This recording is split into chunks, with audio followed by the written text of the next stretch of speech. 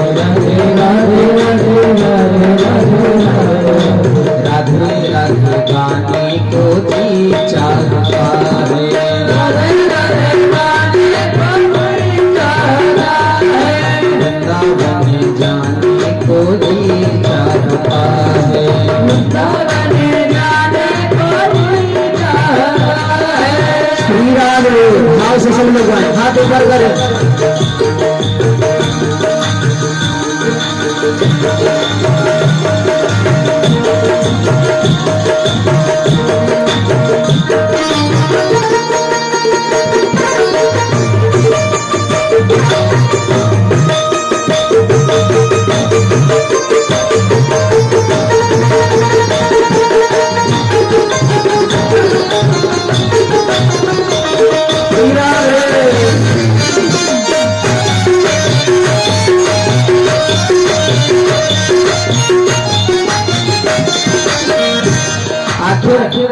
ऐसा क्या है वृंदावन में कि वृंदावन को जाने के लिए जी सदैव उत्सुक रहता है।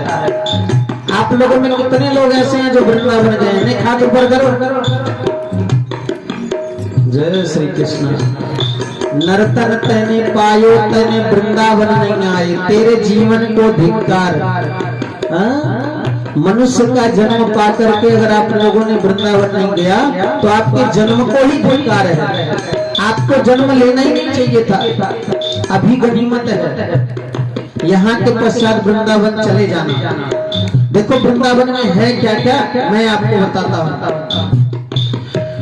वृंदावन में बांके बिहारी, वृंदावन में बांके बिहारी, वृंदावन में बांके बिहारी, वृंदावन में बांके बिहारी, बांके बिहारी का बांके बिहारी, बांके बिहारी का बांके बिहारी, वृंदावन में बांके बिहारी, वृंदावन में बांके बिहारी, नैना लड़ाने को जी चाहता है,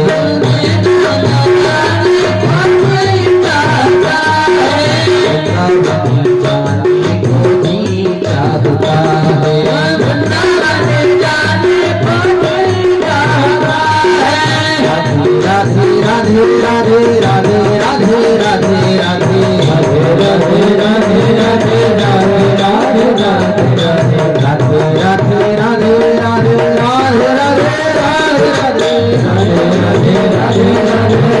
राधे राधे राधे गाने को जी चाहता है, राधे राधे गाने को जी चाहता है, गाने को जी चाहता है, गाने को जी चाहता है। श्री राधे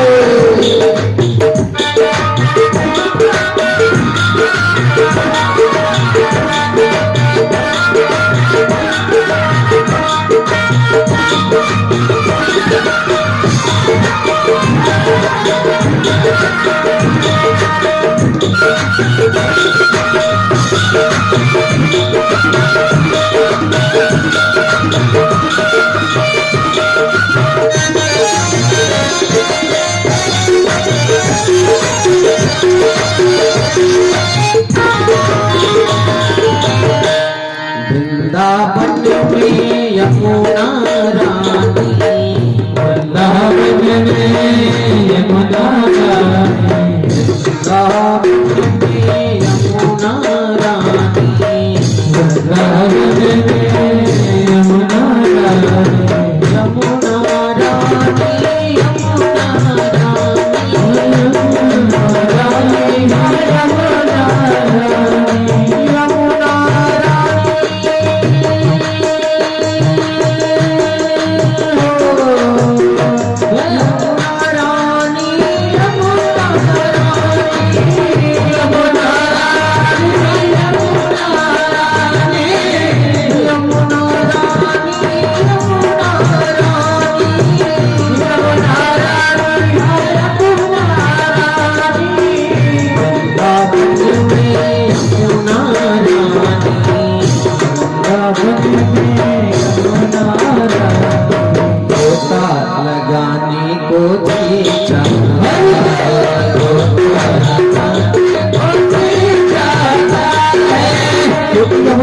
गोता लगा लेने से व्यक्ति के संपूर्ण पाप नष्ट हो जाते हैं, और जब पाप नष्ट हो जाएंगे तो शरीर और मन निर्मल हो जाएगा, और जब मन शरीर निर्मल हो जाएगा तो भगवान कहते हैं निर्मल मन जन सो मोह पावा। जिसका मन निर्मल हो जाए, हृदय निर्मल हो जाए, शरीर निर्मल हो जाए, वह व्यक्ति मुझे प्राप्त कर लेता है। वृंदावन में यमुना रानी, वृंदावन में यमुना रानी, वृंदावन में यमुना रानी, वृंदावन में यमुना रानी को देखा